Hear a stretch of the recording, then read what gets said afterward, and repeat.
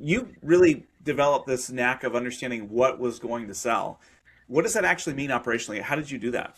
Well, first of all, as a young designer in the early 80s, I actually, in my small studio, which my father helped me build in our family basement, I would go out there and work with all of the different buyers. So I was the one standing there with my rack of garments and showing them, and you looking at their faces and seeing, do you like this one? This is why I designed it. This is how it's supposed to fit. These are the garments that work with it.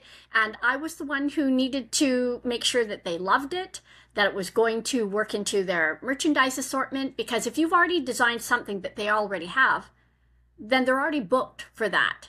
So you not only need to come up with something that they want, but something that will support the rest of their assortment. So I started off by learning, the hard way. And luckily enough for me, they loved what I designed as a young woman.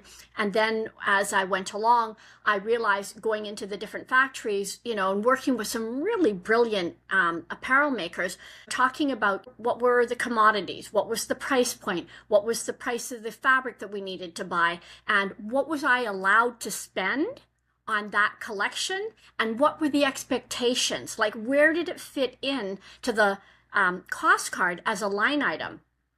Because once you design it, then you have to go and convince your bosses, hi guys, this is what I'm thinking of, this is how much of your money I want to spend, this is how much I cost, and what do I expect. Like my face, I have to stand in front of them and say, I spent X amount of dollars and my expectations are it's going to make this amount of money.